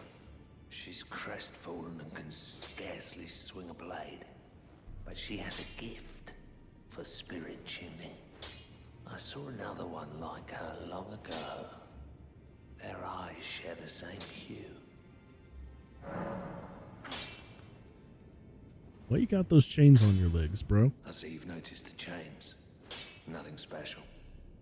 I'm a prisoner and these are my chains. I'm trapped by the hold. I'm dying, smithing for you fools. That's all there is to it. So you're a prisoner. No, don't read too much into it. Well, no grudge against you. My being a prisoner is no fault of yours. Besides, I don't mind smithing. Despite my differences, the weapons get stronger all the same. Given time, technique never fails. Besides, it helps me forget the sheer terror of her. Well, all right. Well, thanks for your time, Master Hugh. There's going to be another person in here we're going to have words with, and then we're going to do a little bit of some upkeep, and then I'm going to start you. Start you? Hang on. Oh, good Lord. And then we're going to start on another quest line that I think is going to be pretty interesting. But until then, who are you? Greetings, great champion called by grace. I am Fia. Circumstances have compelled my stay at the Round Table Hold. Great champion, would you allow me to hold you? But briefly, perhaps you might share with me some of your lively vigor and your stout-heartedness. Doing so will grant me the warmth of a champion, and you, I am sure, will bear a Baldakin's blessing. Do you think it vulgar, perhaps? Where I come from, it is a sacred act. Yeah, sure, why not? My thanks, great champion.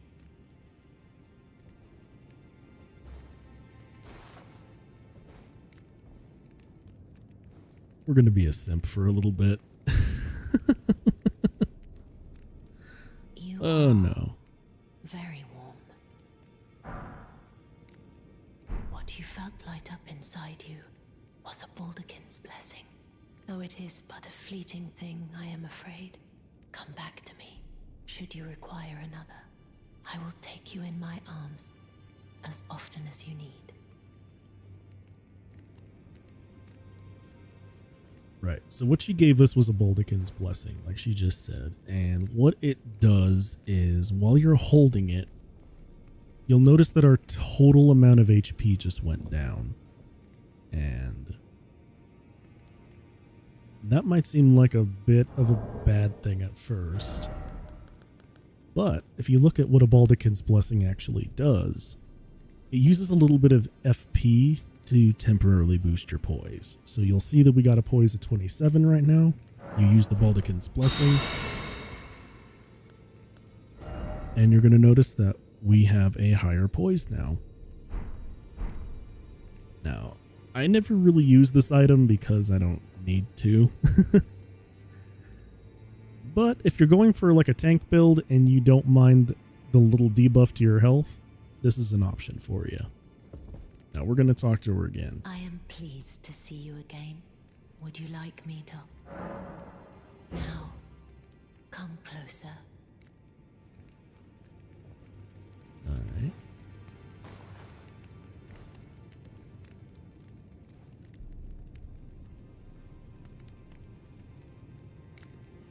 We need to have words, lady. Very warm. We're going to talk in secret, y'all. I was known as a deathbed companion. Where I come from, after I received the warmth and lively vigor from a number of champions, I lay with the remains of an exalted noble.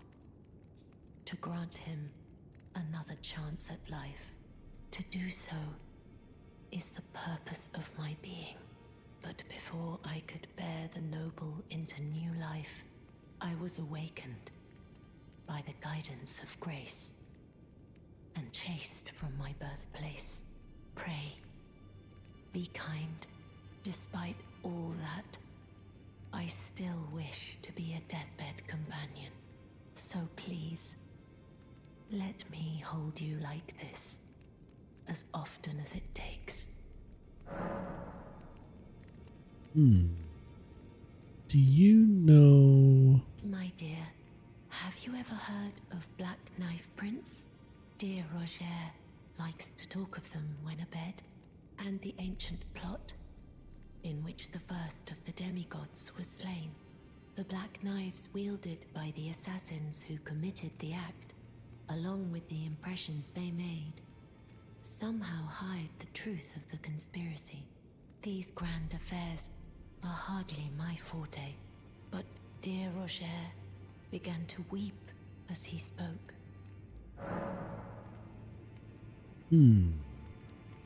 About the Black Knife print. In truth, I've heard tell from someone else about the Black Knife prints that fascinate dear Roger so. But it wouldn't be right to give this to him, stuck as he is in the Round Table hold. Perhaps you could make use of it? Alright, so if you didn't do what I did and just do everything early, or if you just happened to stumble upon it before meeting her, this is actually how you're supposed to learn about that cave to go and get the Black Knife print. It's very similar to the meeting place map that we got earlier to get the glintstone key, but you'll notice that this time, let me get to it, the knife print clue is meant to take you to that little cutout that we went to earlier. I admit it's a bit abstract, but it is meant to be a hint to show you where you can get it. So, yeah. We're also going to use that Baldican's Blessing again because I don't really want to have to debuff. Alright, now we're going to go back and talk to Rajier again. Oh, still need something? Yeah, man. Heard you wanted a black knife print. Here you go. This is a black knife print. I can scarcely believe you managed to get your hands on this. You recall our conversation about the Night of the Black Knives, yes? They say the assassins who carried out the deed were scions of the Eternal City. A group entirely of women, arrayed in armor of silver under cloaks which fooled the eye. The knives they wielded, though, were imparted with the power of the Rune of Death through sinister rite. Please, I beg of you, lend me the knife print for a time. I'd love nothing more than to tease out its secrets. Though only a fragment, a very specific ritual had to be performed to impart the power of the Rune of Death. Traces of the one who performed the rite are sure to remain in the imprint. Half my body has been suffused with death. I'm certain it will help me see. Yeah, dude. Here you go. Dee was telling me that he discovered the mark of the centipede. The centipede is an ancient symbol of the curse mark. As long as whoever finds and uses it is not nefarious by nature, then we may be able to form an alliance. If only I could speak to them in person. And if they were like you, all the better. Oh, well thanks, dude. Well, you have fun examining that knife print. We got other things to do. For one...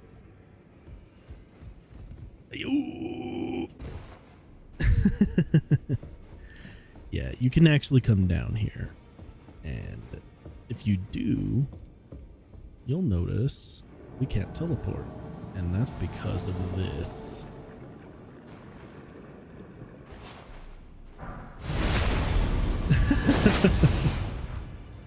You get invaded.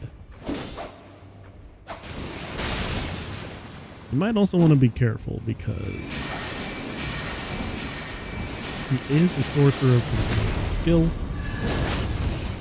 but we have the ability to stab on our side. So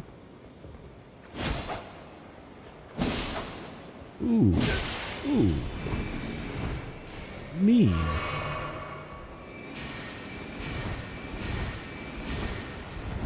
Come on, Elberic.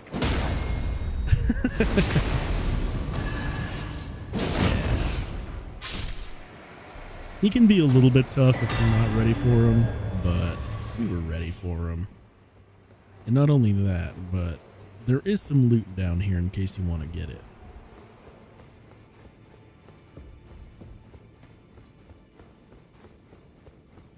And one of those pieces of loot is in here. This is a good weapon for faith builds, simply because it can bypass shields. There's another weapon like it later called the, I think it's called the Coated Sword. Yeah. And the Coated Sword is also very good if you want a good faith weapon. Just bear in mind that it doesn't do any physical damage, so you're probably going to have to do a little bit more on your own with that. But... Ah, hello. I was hoping to see you. My examination is complete. Here's the knife print back, with my thanks. Now I have a fairly good idea who performed the rite upon the blade. The person who orchestrated the Night of the Black Knives. Lunar Princess Rani. One of the children born to King Consort Radigan and his first wife, Renala. Demigod and sister to General Radahn and Praetor Rykard. Hers was the name I discovered in the imprint. Truly, you have my thanks. But if I might be so bold, I would like to ask something more of you. If Rani truly is the one who plotted that fateful night, then she should bear the curse mark of destined death somewhere upon her flesh. I would like you to procure it for me. And then all will be laid bare. I will have the answers I have sought for so long. yeah, okay. I can go looking for her. You know where she might be? I have some idea of Rani's potential whereabouts. There's a manor to the north of the Academy of Rhea Lucaria. It is the familial home of the Carian royals from whom Rani descends. There's been talk of the old royals' vassals gathering there in recent years. Rani's whereabouts since the shattering are a well-kept secret. She hasn't been seen even once. But I suspect she might have returned to the manor in which she was born.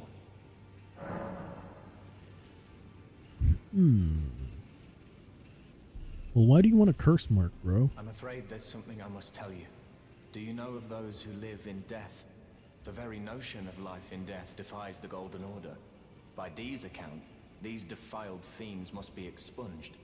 But truth be told, I seek the curse mark to save them. You may find this peculiar, but I discovered something in my examination of the Night of the Black Knives. These souls have committed no offense. They have every right to life, only they happen to touch upon a flaw in the order. Huh. Alright. Tell me more about Dee. Yes, indeed. If Dee knew what drives me now, he would surely boil over with rage. Or perhaps he would even feel some pity. But no need to fret. None of that will come to pass. I can tell a good lie when I need to. Fair enough. Alright.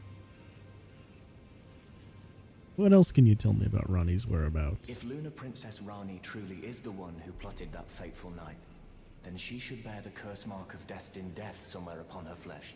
Would you be willing to procure it for me? She may have returned to the manor that is her home, the Royal Carian. Yeah, he basically said the same thing. So, now we have a heading to go check out the manor that we completed earlier. And we're going to try and find Lunar Princess Rani. But first...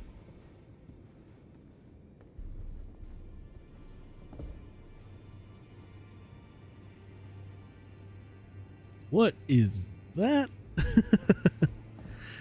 Not really.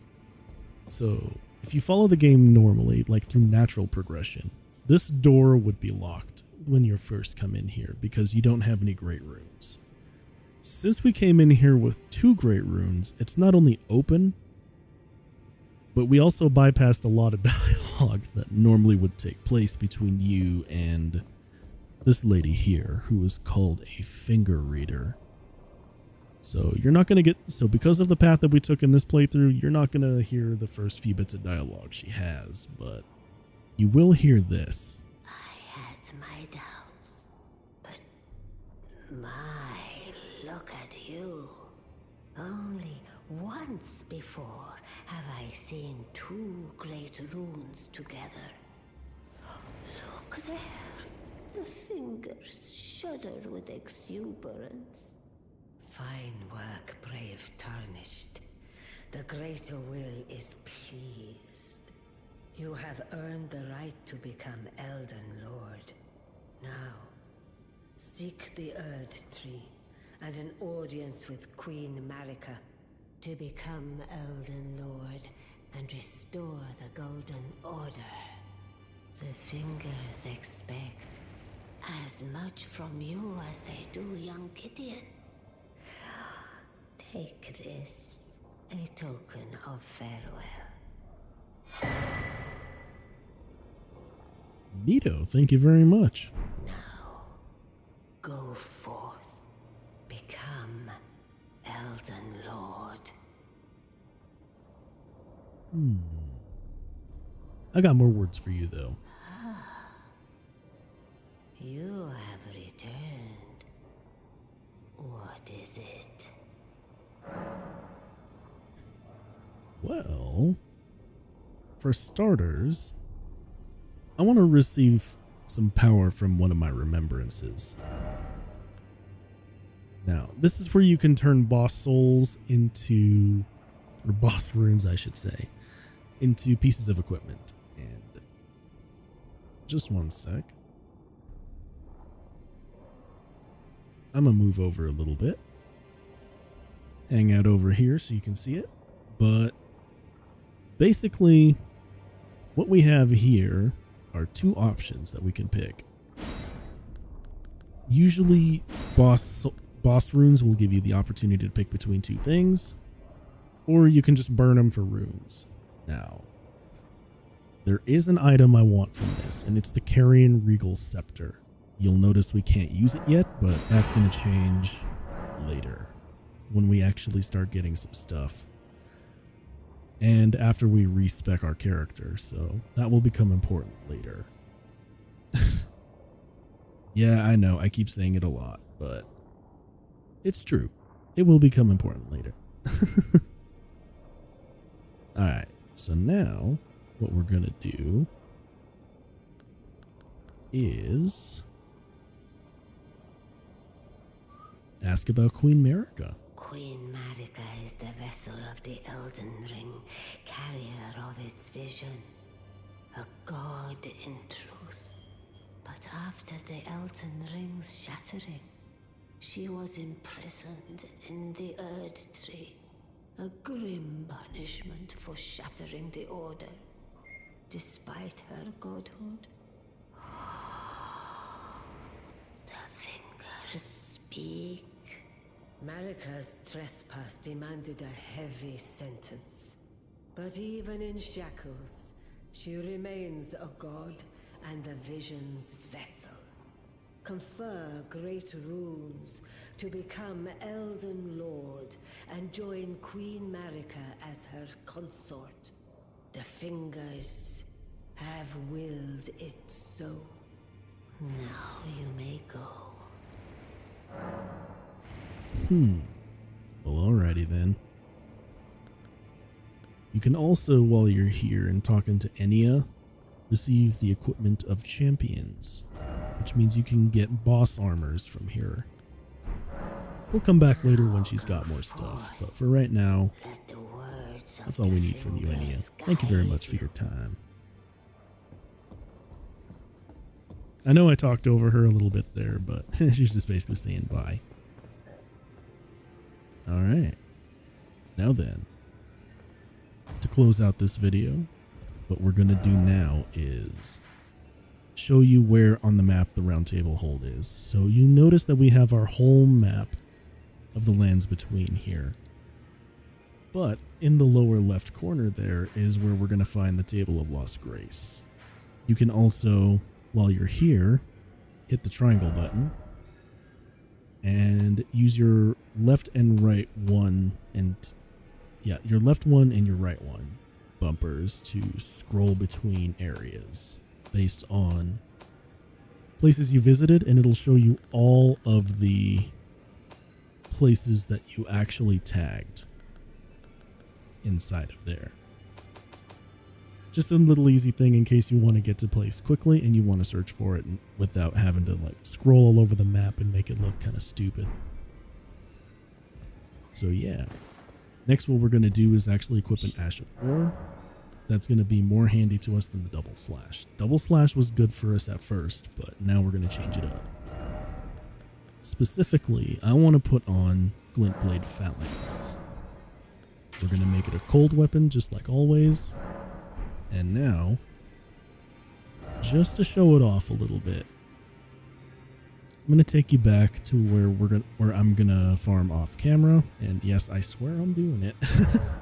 I really will do it. I really will do it. Oh my god. I really will do it. But to show you what it does, basically, it acts like the Glintblade Phalanx spell. So,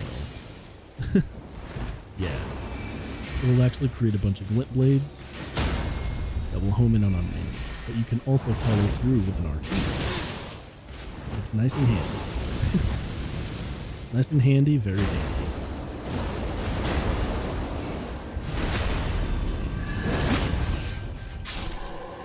Yeah. So, it's a glint blade, and you can follow through.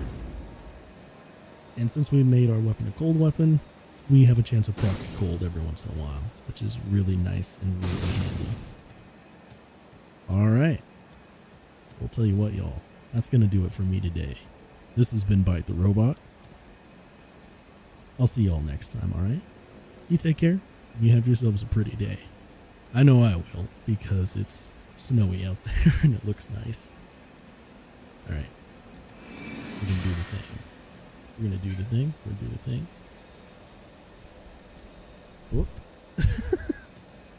Don't mind me. We're doing the thing. All right.